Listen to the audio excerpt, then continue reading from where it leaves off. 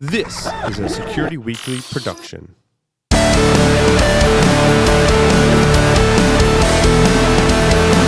Havana Cigar Club, located in Warwick, Rhode Island, is a great place to enjoy a drink and a cigar. Stogie Geeks listeners can find a $5 off coupon on our website by clicking the HCC logo. Good afternoon, everybody. This is Will Cooper of Stogie Geeks here with a Stogie Geeks Shorts coming at you from the Tinder Box in Charlotte, North Carolina at the South Park Mall. I'm joined today by Mr. Stace Birkeland and Dr. Alejandro Martinez Cuenca. Dr. Cuenca, how are you doing today? Oh, very well. Happy to be here in Charlotte. Well, we're glad to have you as well here. Yeah. And, Dr. Cuenca, everyone knows about Joya de Nicaragua. It's the oldest cigar factory in Nicaragua, but a lot of people know you're the person behind that company. But how did you actually get started in the cigar business? Well, it's a long story. I'll make it short. Number one, I always have liked smoking cigars. And this goes back to my early ages in life. At the beginning, my first cigar was basically a result of a punishment that my father imposed on me. You know, he found that I was 15 years old, was smoking cigarettes. He was a medical doctor, and he didn't like me smoking cigarettes. And in my house, we live with a friend, with a family who used to smoke Joya de Nicaragua, an old man.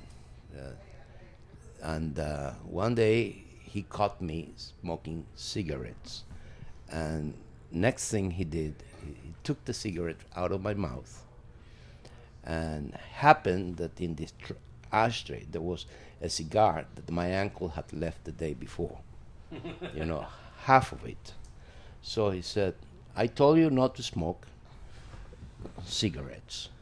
Now what you're going to do is you're going to light that cigar and smoke it. And I want to see what happened to you. I hope you learn the lesson. So he had some patients to look at while he was in his clinic, because my house was a clinic for my father and a house for us. So I sat down there with a cigar, with a Joya de Nicaragua cigar, and about 20 minutes later, my father walks in, and he looks at me, and he said, "Did you like it?" He said. "You want me to tell you truthfully? This is delicious. I promise I won't smoke any more cigarettes." And he bumped in my head. You know, nice. "You are never going to learn," he said. "I thought you were not going to smoke at all." Well, but this cigar is good. So believe it or not, since then there was this familiarity with me with the cigar. I smell it all the time in the house. And it was back in the 1980s when I first walked into a factory, my factory, right after the embargo in 1985. There was a trade embargo against Nicaragua in 1985, and so we couldn't sell cigars in the United States. And I had an official position of Minister of Foreign Trade of Nicaragua at that time. And so the government asked me, you know, what do we do with this company? You know, here we have about 700 workers working, manufacturing cigars, and now we cannot sell them in the United States.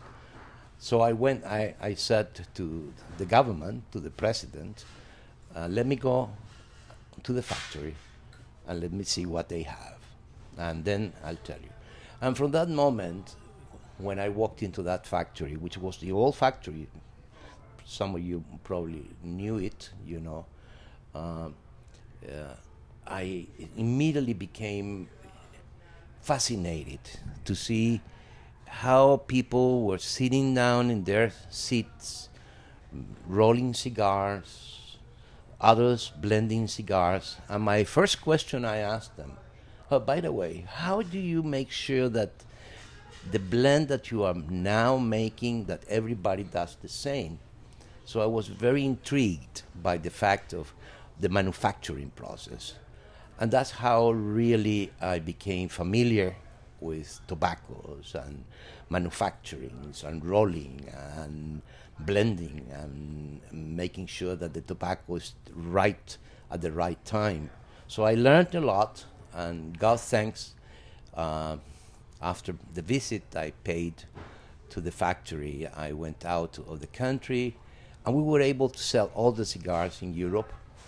So the company continued to work little by little, not in the amounts of cigars that they were producing, but they were continued to work until the 1990s, when the company that had become a public company, public in the sense not as you know public companies here. Public here is when you have the stocks of the company in the stock market. No. Right. This was a government-controlled company. Okay, and in 1990, the new government that substituted the previous government decided to privatize the company. And even though I didn't have the money to buy the company at that moment, I had spent a lot of my money, my personal savings, in maintaining my salary while I was a Minister of Trade, believe it or not, that was the extent of the sacrifices we were making in those years. Right. That I decided that I looked for partners.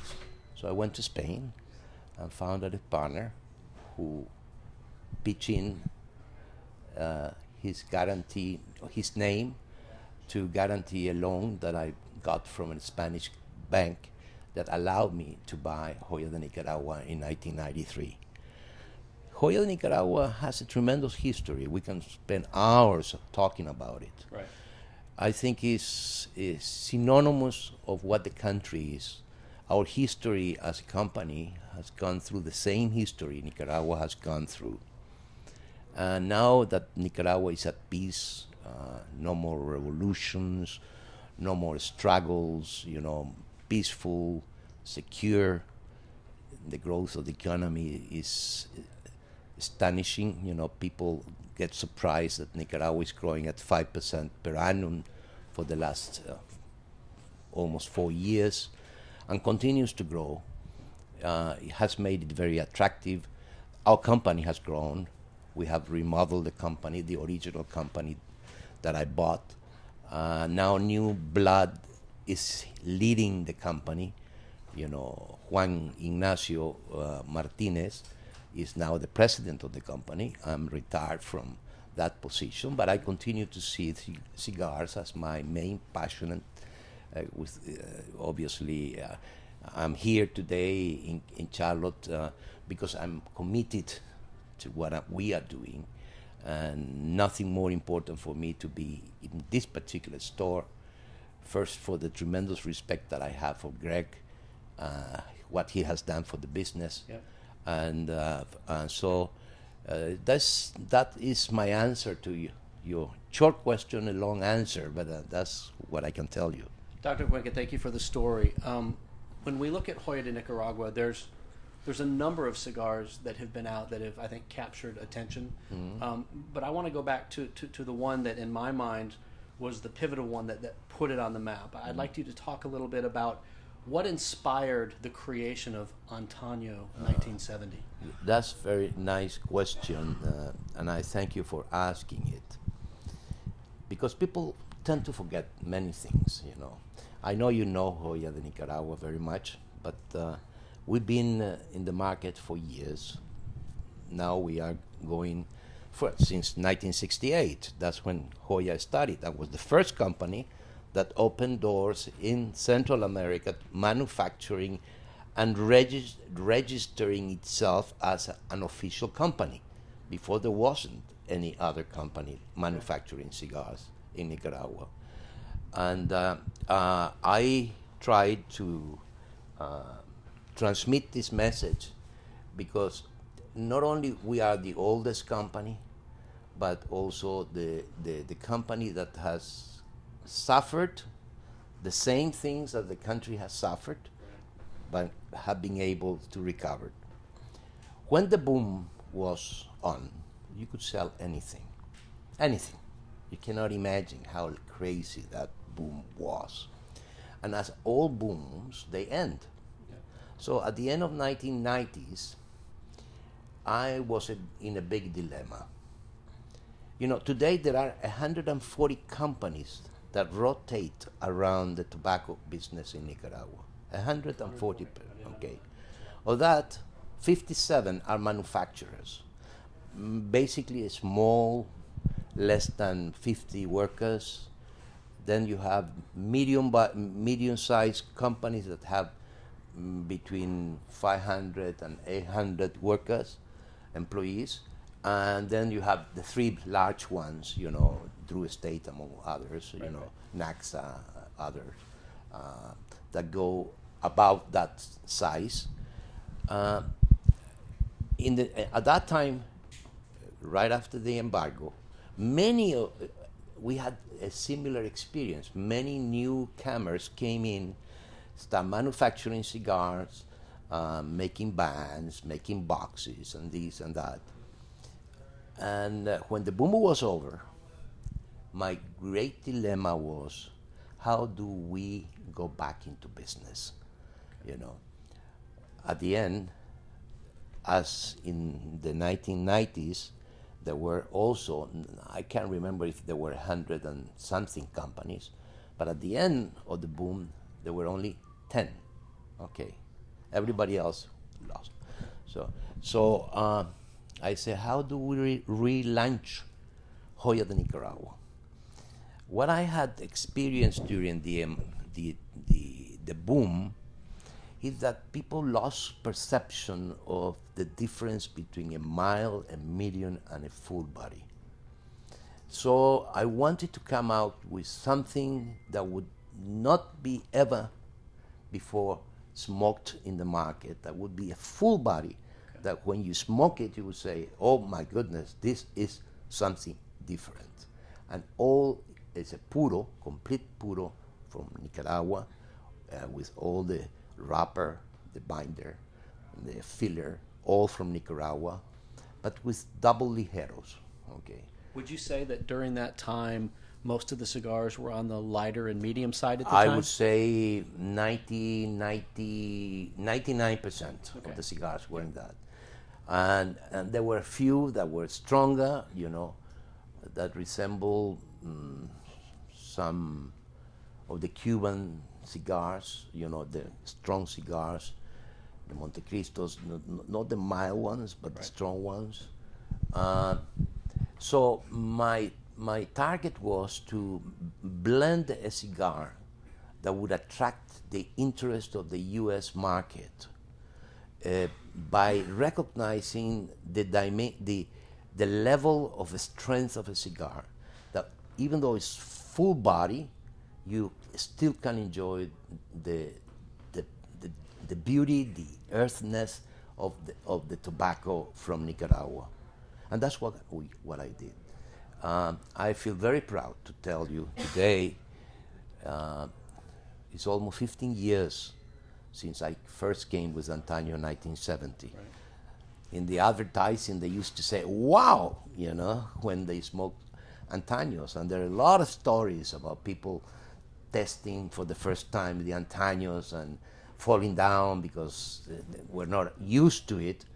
But after that, a new dimension of cigar smoking, I think, was exploding. Then some competitors came in trying to replicate Antaño, but I would say today Antaño continues to be my best-selling cigar in the United States. For me personally, the Antaño, yes, it is full body. It is 5 out of 5 or 10 out of 10. Yeah. But the impressive thing for me is that it's not just full in your face. It's extremely well balanced. It's complex. Well there's a lot of depth to that cigar. Indeed, and you can enjoy the richness of the Nicaraguan filler, you know, and wrapper. I remember when we came out for the first time to the stores, people would say, "Oh, look at how beautiful it looks, the cigar by itself," you know, yeah. And continues to be so. Sometimes I find friends, he say, the Antaño is not any longer so strong as it used to be. And what I tell them, listen, it's not that the Antaño is not any stronger than it used to be. The Antaño continues to be the same Antaño. Your palate has changed. Yep. Now you're used to smoking more in that realm, Yep. of things. And so it's not that it's milder, it continues to be full body. You continue to enjoy the flavors of the Nicaraguan tobacco in there, very balanced, as Yep. you said. But your palate has changed. Now you are exposed to more cigars who, going that line of strength. But there is always a difference because Antaño has made it for 15 years as a brand, as a brand name, and continues to be my best-selling cigar in the United States, as I said before. Excellent. Yeah, Antaño 1970, we felt it was, and I'm sure you do, it was a game changer in terms of bringing that strong cigar. You guys got a reputation for that as being a pioneer. Yeah. 2 years ago, you Yeah. made a change in that you launched a line called Joya Red. Yeah. Where you did a few things. Actually, I noticed what you did with the branding is you kind of blended the classic Nicaraguan with contemporary Nicaragua. Mm-hmm. And then you kind of went against what you were doing with Antaño, and you came out with, I would say, a mild but very flavorful cigar that, a lot of times today everyone will reach for a Connecticut in the morning, and here's a Habano cigar that comes along. That's a great cigar, not just in the morning, but any time. So talk a little about Joya Red. Yeah, okay. Joya Red, I would say, is the reflection of the changes that have been taking place in my company. As much as there are changes in the country, also the company has changed. I wanted the new energy, the new blood to come into and follow my steps as much as they could be followed, if they were good steps taken. And so when Juan Ignacio became president, that was a project that he put in his mind. He wanted to attract new smokers, not only the traditional old guys who had been in the market smoking cigar for many, many years, but also for the new smoker, to show them that Nicaraguan tobacco is so rich and such delicious tastes, that it makes it very attractive. And they came up with a change in presentation, forget about the wooden box, the traditional wooden box. He came with a beautiful red box, carton box, and it's very attractive. The band is beautiful. I think you recognize it immediately. So I think it's a reflection of the changes that are taking place in Nicaragua, and particularly in my factory. So, and that's why we're following in that line of separating Joya de Nicaragua from Joya Red, Joya Black, which is going to be pre-released, but it's going to be in the IPCPR for people to order it. And we still have other things on the table that we want to do. Hopefully we will be able to do it, bring new other products that attract a young population, or not so mature customer, but new customers that can really enjoy the smoking of the Nicaraguan tobacco. Why don't you go ahead and you'd already talked about the pre-release of Black. Why don't you transition in and tell us a little bit about Joya Black? Well, Joya Black is a project that we had it in the portfolio. When we decided to come out with Red, we would follow up with other presentations in the Joya family. Okay. In the Joya family, we have the Joya Red, we have the Cabineta, which you probably are familiar with. The one that has two caps, two wrappers, okay, one which is Connecticut, and in the tip of it you have the Habano, which I will tell you something about it, because I think some people might not realize that that cigar is not a gimmick cigar, it's a real cigar delicious cigar. Right. You can smoke it in the morning with a cup of coffee, and it's delicious. You can smoke it in the evening, and I have found people who are really more in the line of full body cigars who have tasted the Cabineta and said, listen, I like that cigar. I never smoke, mild cigars, but that cigar is particularly attractive for me. And so in the family of Joya, we have Joya Red, the Cabineta, and Joya Black. And obviously, we want to separate in the minds of our consumers that the strong cigar is the Joya de Nicaragua Antaño, And in the Antaño, we have two families, two members of the family. Right. The 1970 and the Dark Rojo. Dark Rojo. Okay. In the Joya family, we have the red, the black, the Cabinetas, and we want to continue in that way, organizing and ordering a little bit the perceptions of our clientele, so that they know that in Joya you can have mild, medium, and full, Yep. and you can have for all tastes. Right. A follow-up question: when a company as successful as yours is, and you're putting out quality after quality after quality, you start to attract other people who want to come and work with you. Yeah. So could you transition a little bit and talk a little bit about some of the other lines out there that Joya the factory is working with, and specifically talk about realigning yourself with Mr. Steve Saka? Of course. Number one, let me talk about him personally.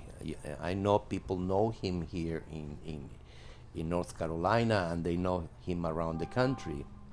For me, the experience of knowing Steve, which is just a tough guy, and nothing soft. Okay, it's a tough guy. But is the most intelligent person I know in the industry, Right.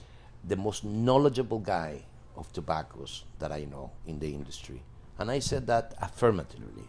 Okay, and I know many people, and it doesn't discredit anybody. But I would say this one is someone that you have to watch, So I felt very honored when he asked us to work for a cigar that he wanted, Sobremesa.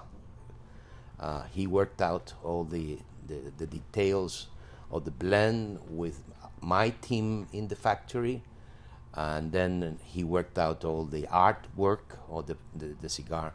It's a very nice cigar, beautifully made, and I feel honored that he came to us to work on that project. But also we have other clients, like Fratello, for instance. You see Omar. Fratello, Omar, the tall guy. I wouldn't know what that feels like. Anytime I meet, anytime I bump into him, or when we sit down and talk about business, we always end up talking about NASA, and his projects to go to the moon and to Mars and to this and to that. But this is a guy who also has something for the industry, very aggressively. Absolutely. And doing very well in the marketing aspect. The blend is quite good. Yep. It's his blend. Okay, we respect that very much as we respect everybody else's who come to the factory to blend a cigar and manufacture a cigar with us. So we take in the changes that we have done in the factory, aside from the names of the persons who are heading it, the team that is marketing, the team that is working in production, all the changes that we've done in the factory. We've done it with the perception that Joya de Nicaragua should be perceived by the people not only as the authentic Nicaraguan puro, not only as the first factory of Nicaragua, but the factory that gives service to its clients. Yeah. We want to service. We not only manufacture cigars, we help them in getting the blend correct, and then ensuring that all the requirements are met, so that when we come out with a product, it will really be perceived as a quality, first-grade product. Yep. that the people at Joya de Nicaragua are doing with a tremendous passion and tremendous interest. Yeah, the other thing that really is, you recently as a company, or as a factory, I should say, you celebrated the 45th anniversary. Yeah. And you came out with a blend, the Quattro Synchro. Yeah. And one thing I noticed on that blend is how you paid tribute to the people in that factory with some of the artwork that was on there. Well, this is something that is in our bones, I would say, and I see that the whole team realizing that nothing can be done if you don't count with the qualified persons who had been there dedicating their lives to make the product that they make. People walk into stores and you see hundreds of brands around, all good, And when I look at the cigar, no matter who makes it, I always think, well, there is a person who took care of rolling that cigar. That was his job for the day. And then there was another one who was interested in making sure that the colors were all similar when they were packing the cigar into a box. All that human factor is so precious that we appreciate it to the extent that when we celebrated our 45th anniversary with a cigar, a very delicious cigar, which is Cuatro Cinco, and now we are, at the beginning it came as a limited edition, but it blew so rapidly that we said, hey, why don't we go into a special reserve, with similar tobaccos, not identical, but similar tobaccos, and continue making this tribute to our workers.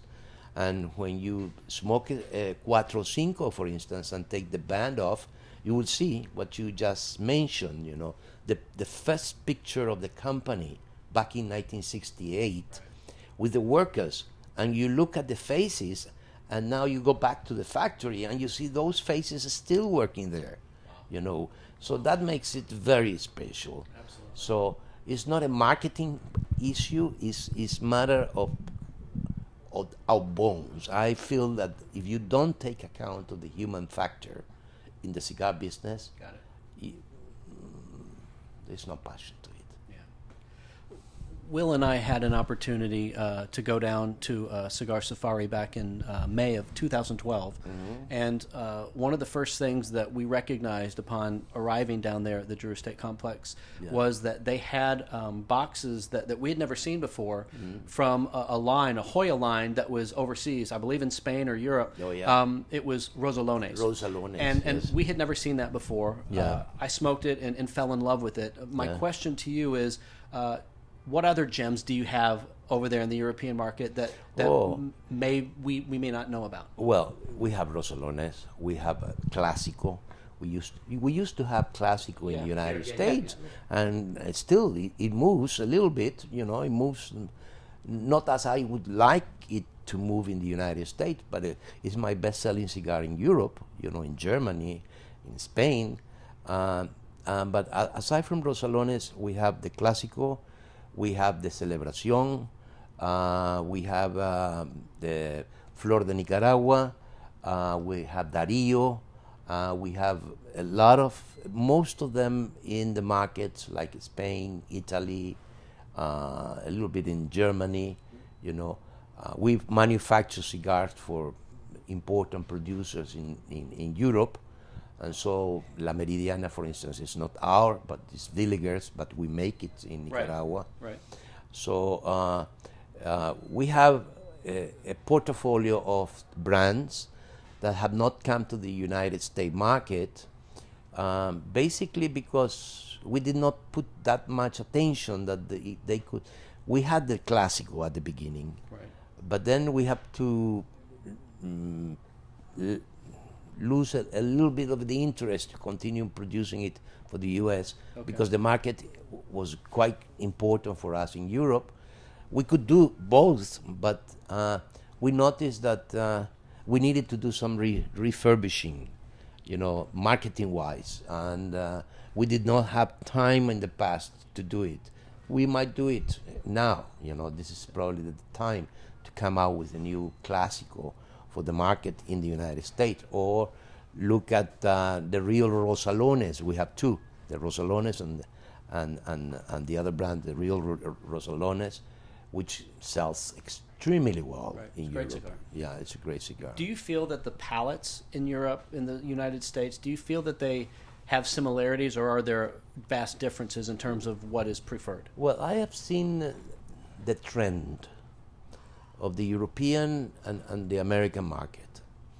I think after the boom in the United States, the market was more medium body. Then we came out with full body, and then there was like, how you call that, a period in which everybody wanted to test full body cigars. Right. But then the tendency goes again back to the medium body, and that's why we have worked so extensively on the Joya Red, the Joya Black, and the rest of other things that we are planning to come into the plan to bring to the market to United States. But I would say, looking at the tendency, Europeans have started to move towards strong cigars again, But the majority of the cigars in Europe are more in the realm of how the Cuban cigars have in terms of the strength, Okay. So it's medium body. I would say it's a medium body type of tendency again. But nothing is static in this business, Today, we may come out with something very mild in the United States that might like. Cabineta is a case in point, But I would say nothing is fixed. People are changing. People get educated more about tobaccos. Now Nicaraguan tobacco is in the high rankings, no matter who you talk to, Last year, or in the past 5 years, most of the cigars that have been classified as the best cigar of the year, a lot of them had come out of Nicaragua with Nicaraguan tobacco, with other manufacturers, if you want. But the tobacco from Nicaragua, which is a common element for everyone there, is there. Okay, and I feel very comfortable as a company that I'm not picky about competition. I like competition, That's why when they say, well, what happens when the Cubans come to the United States? I say, well, the Cubans have been in Europe for the time that I've been there. Right. And I've been able to compete. And I can give the people the possibility of tasting a cigar different from a Cuban. Right. And when you look at the relation price and quality, there's nothing to envy, nothing to worry about. Excuse me. Sorry. Obviously, everybody gets concerned that there might be a time of too many cigars in the market, and particularly in view that our industry is such tiny little thing. Right. I consider that we are in an industry which is microscopic, That's why when I hear comments, making a big fuss about premium cigars, that they should be ruled or put in the same basket as the rest of smoking producing products, and don't differentiate between what a premium is from the rest of the tobacco industry. We are just less than 1% of the industry in the United States market. Wow. It's a tiny microscopic industry, but we try to do our best, and we sometimes sell ourselves as if we were much bigger than that. To that point, Dr. Cuenca, so I've gone down to Esteli a few times since 2012. Yeah. And I was actually there last year. And I really have seen that city in 3 years grow. It's incredible. And that's attributed, I guess, to the cigar business that's going on there, correct? Yes, definitely. Cigars have become so important in the last 8 years. We used to sport in 2006, we exported in value about 60 million. We're now exporting $185 million value in cigars. It's more than 120 million sticks, which we represent in the U.S. market 30% of the market. It's important. Of that microscopic market, almost tiny little thing that we are, But we are very, Nicaragua has benefited from this in employment, in income, in improving the quality of life of the employees in the factory and around the country. What you saw in Esteli is amazing. A mall, those shopping centers. Shopping centers, hotels. Yeah. Before, there were 3 hotels. Yeah. The whole country, in the whole city. I know. Now we can even hold the festival every year. Now we are going to go into the 6th festival next year in January, which we will all invited, to come. The Puro Sabor, which is how we call our festival. And this is going to be a very interesting program for 3 days to visit the country, visit the factories, and have access to the plantations in Esteli. And we hope you all have a good time, because Nicaragua is still to be explored. Nicaragua is a beautiful country, not because I am from Nicaragua only. I'm convinced that it is one of the most beautiful Central American countries. It is very secure. All the concerns about security that used to exist in other countries doesn't exist in Nicaragua. And I feel very proud of that. And then you have volcanoes in eruption that you probably never seen in your life before. You have lakes, you have islands, you have beauty. And that is the spirit that we want to bring with our cigars. And that's why we say Joya de Nicaragua is the spirit of Nicaragua. Right. We not only sell cigars, we want to put in the map the point of reference of Nicaragua.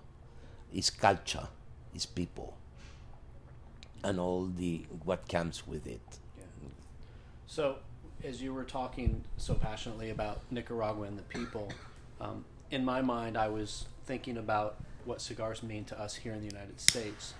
And there's a big elephant in the room that we haven't really touched on, but I would like to get your input and your thoughts on the current U.S., the FDA regulations and stuff on the manufacturers of cigars. And just, you've been here in the cigar industry for many years. You've seen a lot more than we have, and I'd like to get your input and insight on what you think that could mean for manufacturers of cigars. Thank you for the question. I would like to put it in perspective. The fact that this microscopic industry is being put in the radar of the FDA is concerning. Obviously, it's concerning because bureaucrats are going to do whatever they want. Okay, once the rules are there, they will move accordingly. Okay, but as I have said to many friends in the industry, big, medium, small, don't forget, today most of the rest of the world, they have regulations on tobaccos.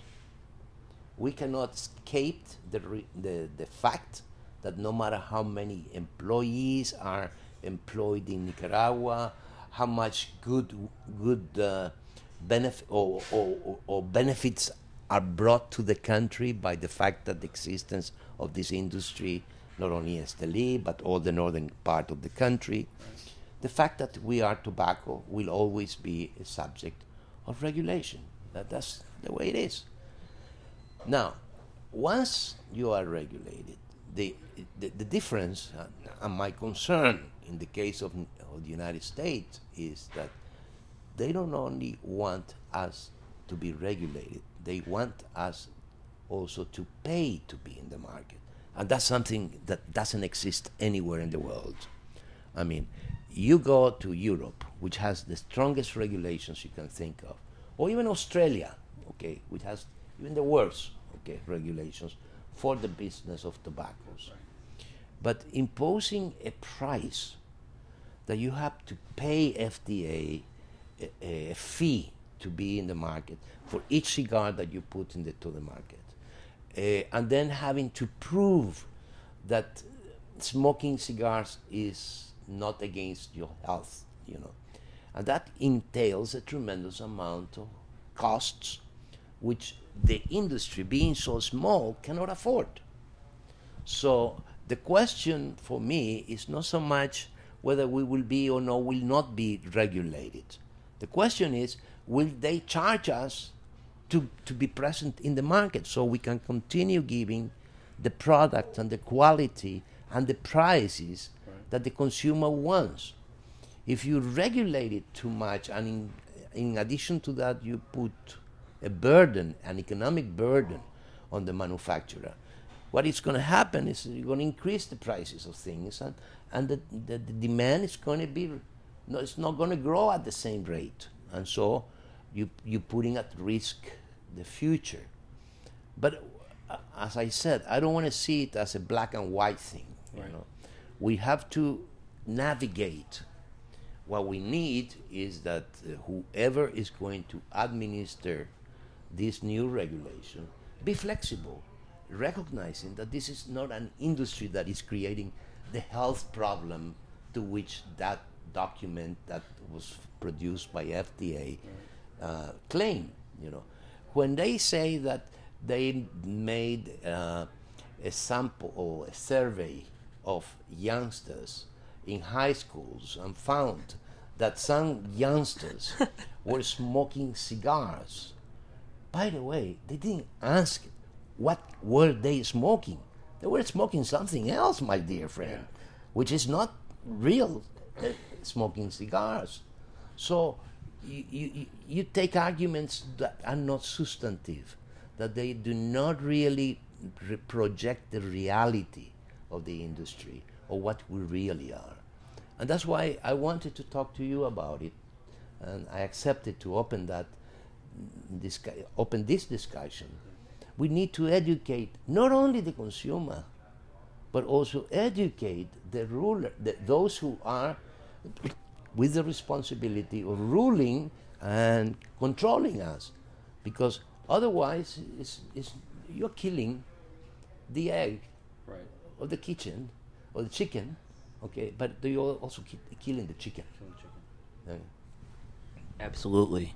Well, Dr. Cuenca, I want to thank you for the time you've given us this afternoon. By the way, I am smoking a pre-release of the Joya Black, and it's fantastic. So I like it a lot. I know Stace hasn't lit his up yet, but folks are... Stace, I told you, keep the red. Yeah. A little red, a little black. But they should not cannibalize one to other. No, they don't. It should be complementary. Right. Okay. But no, we appreciate the time. A different experience. Yeah, absolutely a different experience. It's very different. I'll just say it's a different San Andreas Maduro than I've had before, and I think people are going to be real pleased with that. But Stace, we did have one more question. Oh yeah. Wanted to ask. Oh yeah, we do have one more question. Yes, go ahead. So go ahead. No, let's do it together.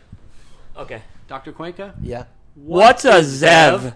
What's Zev? What is Zev? What is Zev? Zev. What is a Zev? What is a Zev? Zev. ZEV. CEV. Well, he got lost right now. Thank you very much for your time. Thank you very much. Take My care. pleasure. Thank you very much for the time, and thank you for those who are watching this program. Keep doing it. You're doing an excellent job, and I feel honored to be with you today while I'm here in Charlotte. And when you come to Nicaragua, you always look for us. We appreciate it. Thank you for the opportunity. This is Will thanking Dr. Cuenca. Thank you, Stace. Great to team up with you again. Will, thank you so much for the opportunity. I appreciate you. Dr. Cuenca, thank you so much. Thank you. very much. Thank you, everybody.